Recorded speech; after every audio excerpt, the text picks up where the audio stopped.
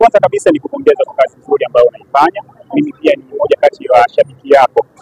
Kutolewa kwa tuzo za leo za waandishi wa habari pamoja na vyombo vya habari, wewe kwanza una lipi la kusema?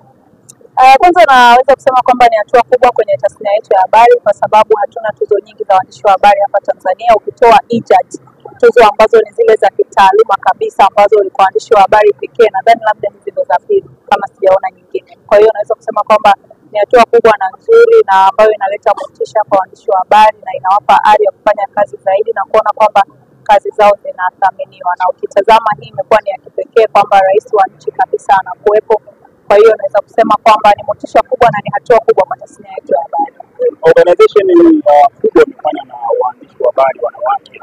Wewe kwanza unalizungumzaje swala hili waandishi wa habari wanawake nchini Tanzania? Organize swala nzima ya upatikanaji wa tuzo, kwa sababu tumeona kuna tuzo nyingi zimetolewa kwenye sekta tofauti. Tukizungumzia kwenye tuzo upande wa comedy, kuna watu ambao walio organize, lakini kwenye tuzo za uandishi wa habari zimeorganiziwa na wanawake, lakini pia imepewa nguvu na mamlaka ya mawasiliano Tanzania. Wewe una lipi la kusema juu ya hilo?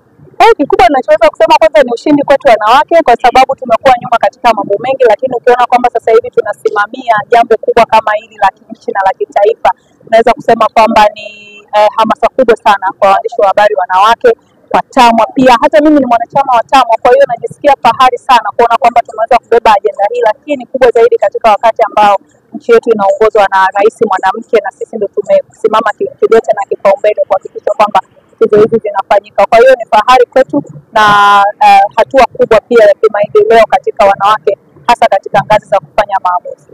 Kama waandishi wa habari wanawake, kuna changamoto ambazo huwa zinawakwamisha katika kufanya kazi yao tofauti na kwa wanaume?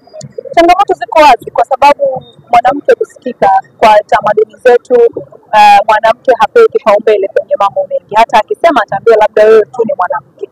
Lakini kwa hivi sasa tumeona kuwa na programu nyingi sana za kuwawezesha wanawake kujitambua, kuhamasisha kushika nafasi kwenye kazi mbalimbali na kuthubutu.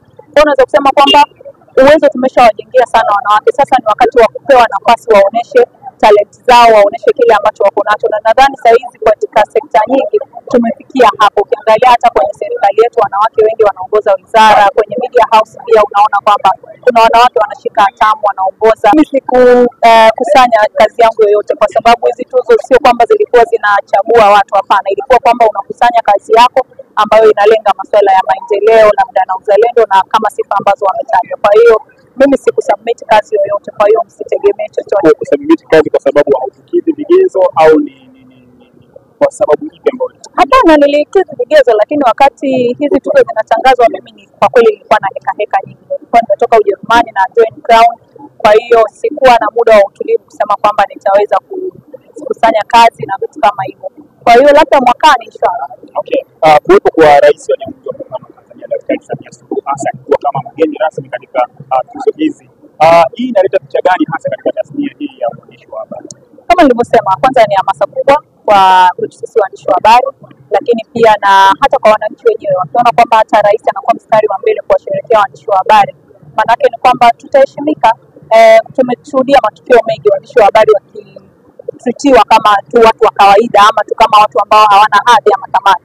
Kwa hiyo ukiona kwamba hata rais anakuja anajoin hapa, sio rais peke yake, mawaziri mbalimbali, wadau mbalimbali wa sekta ya habari, kwa naweza kusema kwamba ni fahari kubwa kwetu, lakini pia inatuongezea ile heshima na imani kwa wananchi kwamba hili ni jambo ambalo hata serikali inaichukulia kipaumbele. Okay, sawa. Tumalize na hili sasa. Ni mwandishi gani wa habari ambaye unatarajia leo hii jina lake kutajwa kama mmoja kati ya mwandishi ambaye anafanya vizuri sana katika tasnia ya habari?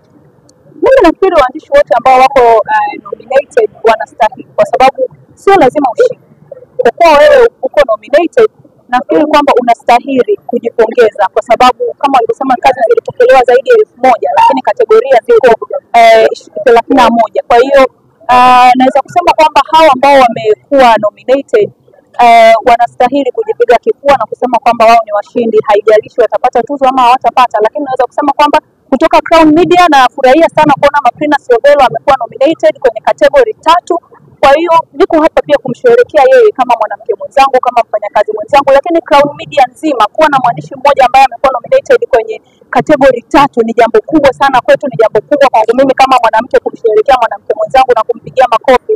Kwa naweza kusema pia nitafurahi sana akishinda tuzo zote. Shukrani sana. Asante.